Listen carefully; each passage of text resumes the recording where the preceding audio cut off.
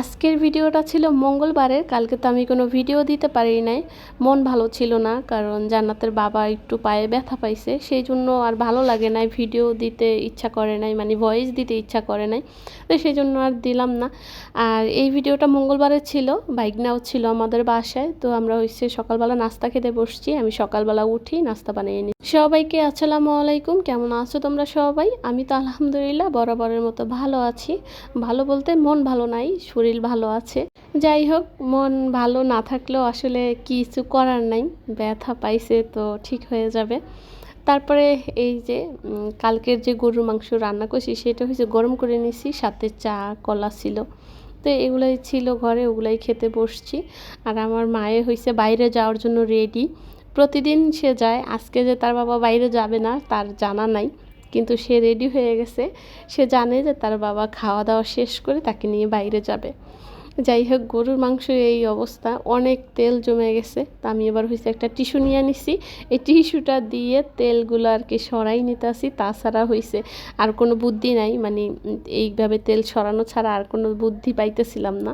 তারপর হয়েছে একটা টিস্যু দিয়ে এই যে তেলগুলো ভালো করে মুছে নিতেছিলাম। আর আমার ভাগ্নে হয়েছে হাসতেছিল, বলতেছিল আন্টি তুমি কি করো।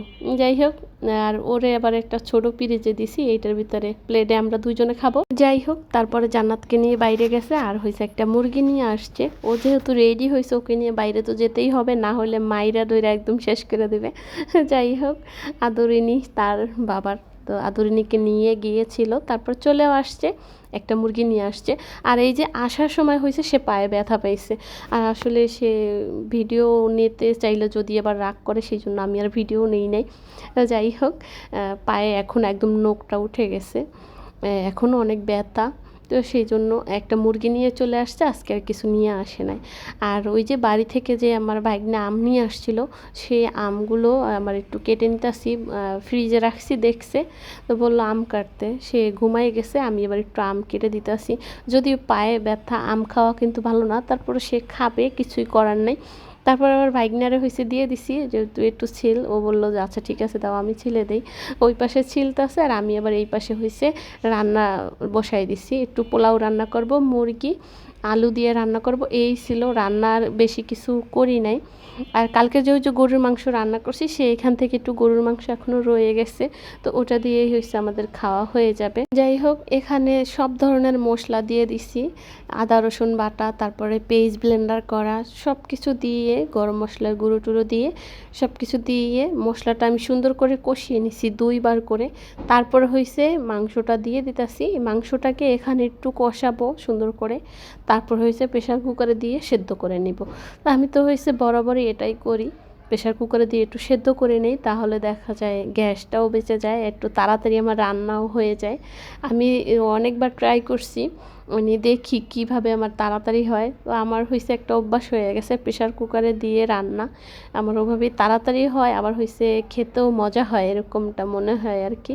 যাই হোক, অল্প একটু ভাত রান্না করে নিচ্ছি, তারপর আবার মনে হইলো যেন একটু পোলাও রান্না করি, কারণ জান্নাত খেতে পছন্দ করে, শুভও খেতে পছন্দ করে, তো সেই জন্য একটু পোলাও চাইল আসিল, তো সেটা হয়েছে নিয়ে নিছি, রান্না করব সেই জন্য। এই তো এখানে আম কাটা হয়ে গেছে, একটা মরিচ আমি হয়েছে কাঠি দিয়ে হয়েছে চুলার উপরে পুড়ে নিছি। আর এই পোড়া মরিচ দিয়ে আম খাইতে কিন্তু অনেক মজা লাগে, যে না খাইছে সে মিস করবে। আমার মরিচ গুঁড়া করা আছে ব্লেন্ডারে, আমি হয়েছে মাঝে মাঝে গুঁড়া করে রাখি, তাড়াহুড়া যখন লাগে একটু ভর্তা করে নেই পেস্ট দিয়ে, খেতে ভালো লাগে, তো আমি ওইটা দেই নাই। আজকে হয়েছে আমি শলার ভিতরে আর কি একটা মরিচ দিয়ে পোড়াই নিছি। আর এইটা হয়েছে আমরা খাওয়ার জন্য নিছি, আমি আর শুভর জন্য, আর জান্নাতের বাবার জন্য আলাদা রাখছি, সে আবার হয়েছে পেস্ট দিয়ে খায়, তো আমরা হয়েছে পেস্ট দিয়ে খাই না, সেই জন্য আমি আর শুভ আলাদা করে খাইতেছি। আর এত টক ছিল, আমি যদিও এই আমরা খাওয়ার একটা শর্ট ভিডিও দিছি আর কি, সারছি, তো দেখলাম অনেক মানুষই দেখছে, আম খাওয়ার ভিডিও তো আমার কাছেও ভালো লাগে। যাই হোক, মজা করে আবার একটা ভিডিও করছি, রান্না করতেছি, এর ভিতরে আমার ভিডিও নিতেছি। যাই হোক, আমার ভাগ্না তো খুব হাসতেছিল, আন্টি তুমি কি করো। যাই হোক, টক আমি বেশি খাইতে পারি না, কিন্তু আম দেখলে আর লোভে মানে না, আম একটু খেয়েই থাকি মাঝে সাঝে। তা যদি জামাইয়ের জন্য পেস্ট দিয়ে বানাই তখনও একটুখানি মুখে দেই, এরকম। যদি পেস্ট দিয়ে পছন্দ না, যে যেটা পছন্দ করে সে পছন্দ করে ওইভাবে, তারে হয়েছে ওইভাবে বানাই দিছি। আর আমরা হয়েছে চিনি, তারপরে লবণ, শুকনা মরিচ এইগুলা দিয়ে মাখাইয়া তারপরে খাইছি। তারপর আমার কাছে টক লাগছে। তারপরে চলে আসছি রান্নার কাছে আবারও। এই যে প্রেসার কুকারে সেদ্ধ করে নিছি, এখন এইখানে হয়েছে একটু ঝোলটা মাখা মাখা করে নিব। আর দিয়ে দিলাম একটু জিরার গুঁড়া। জিরার গুঁড়া না দিলে তো হবেই না, মানে আমার কাছে মানে জিরার গুঁড়া না দিলে তরকারি হয়েছে আমার ছুঁইতেই ইচ্ছা করে না। লাস্ট মোমেন্টে যদি আমি এই গুঁড়া জিরাটা না দেই, ভাজা জিরার গুঁড়াতে এত সুন্দর ঘ্রাণ হয়, তো সেই ঘেরানি আমার হয়েছে খাইতে ইচ্ছা করে, ওই গুঁড়াটা না দিলে আমার আর হয়েছে খাইতে ইচ্ছা করে না। যাই হোক, কথা বলতে বলতে গল্প করতে করতে ভিডিওর শেষ প্রান্তে চলে আসছি।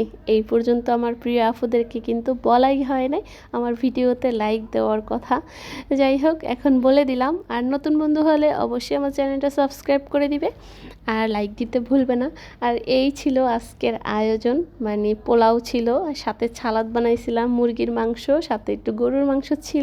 তো সেটা দিয়ে আমার আজকের আর কি খাওয়া দাওয়া খুব সুন্দর করে হয়ে গেছে। খাওয়া দাওয়ার পরে আমাদের হয়েছে আর কোনো ভিডিও নেওয়া হয় না, রেস্ট করছি। তারপর আবার উঠে নাস্তা টাস্তা বানাইয়া খাইছি, তো সেই ভিডিও আর নেওয়া হয় না। যাই হোক, সবাই ভালো থাকো, আল্লাহ হাফেজ।